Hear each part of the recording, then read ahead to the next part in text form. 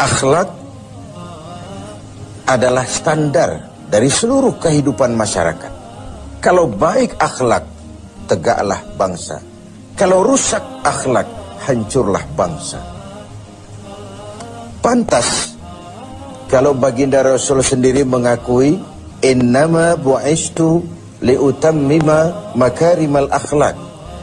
Aku diutus Allah ke alam ini hanya untuk satu tugas saja, yaitu memperbaiki akhlak manusia. Akhlak manusia kepada siapa? Inilah akhlak itu. Totalitas kehidupan manusia cermin dari akhlak. Akhlak manusia kepada Allah, kepada Sang Pencipta. Manusia harus berakhlak kepada Tuhan. Yang kedua, akhlak manusia kepada sesama manusia. Dan yang ketiga, akhlak manusia kepada makhluk Tuhan lainnya di luar manusia, flora, fauna, dan sebagainya. Satu tugas tapi mencakup 3 dimensi paling pokok dari kehidupan manusia, atau 3 dimensi pokok kehidupan manusia tercakup dalam satu tugas. Dan tidak bisa ini berjalan secara tidak seimbang. Berakhlak kepada Tuhan tapi tidak berakhlak kepada sesama manusia. Berakhlak kepada sesama manusia tapi tidak berakhlak kepada flora, fauna, kepada ekosistem, kepada lingkungan hidup. Pengabaian terhadap sesuatu akan menimbulkan akibat bagi yang lain.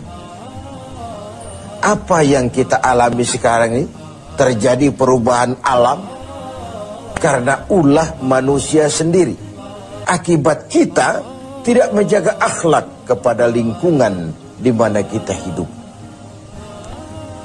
Sebuah contoh sederhana, Rasul mengajarkan, man jama'a malan bighairi haqqin sallatahu Allahu bil ma'i wattin. Barang siapa yang mengumpulkan harta dengan cara yang tidak benar, Allah akan membalasnya dengan air dan tanah. Apa artinya ini? Banjir dan longsor. Akibat apa? Akibat ulah manusia. Zaharul fasadu fil barri wal bahri. Bertebaran kerusakan di darat dan di laut. Bima kasabat aydin nas. Akibat ulah, akibat tingkah laku, akibat perbuatan manusia itu sendiri. Pertama, kita harus berakhlak kepada Allah. Berakhlak kepada Allah caranya 2. Jangan menyekutukannya dengan sesuatu.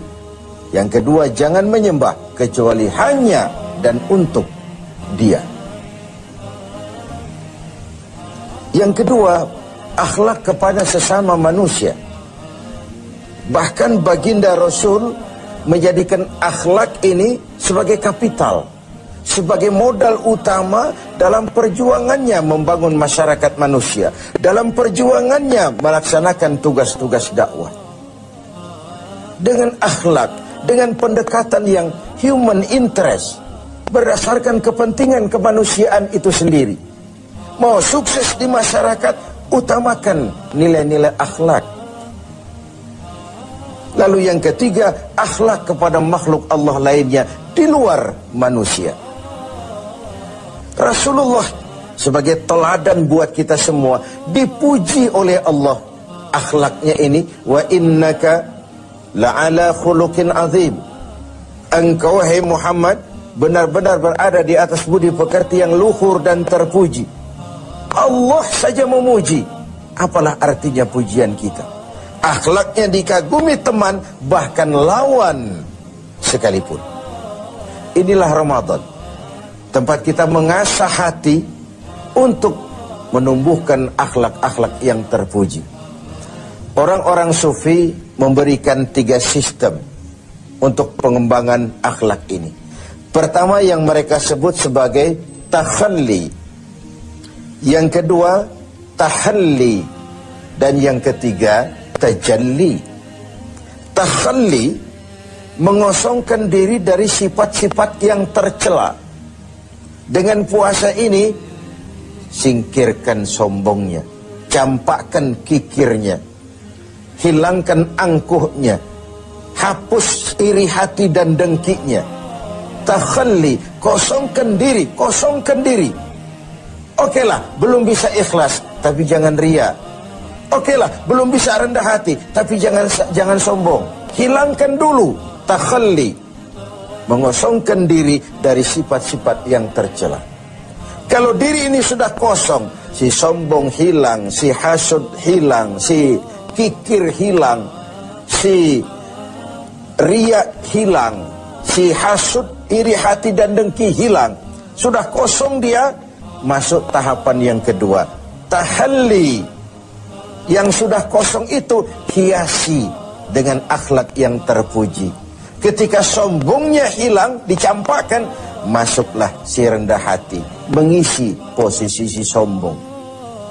Ketika kikirnya dibuang, masuklah si pemurah, si dermawan, mengisi posisi si kikir itu tadi. Ketika si hasud, si iri hati, si dengki dicampakkan, dibuang jauh-jauh, dan tempat itu kosong, masuklah si ikhlas, mengisi posisinya. Setelah dikosongkan, diisi dengan hal-hal yang terpuji.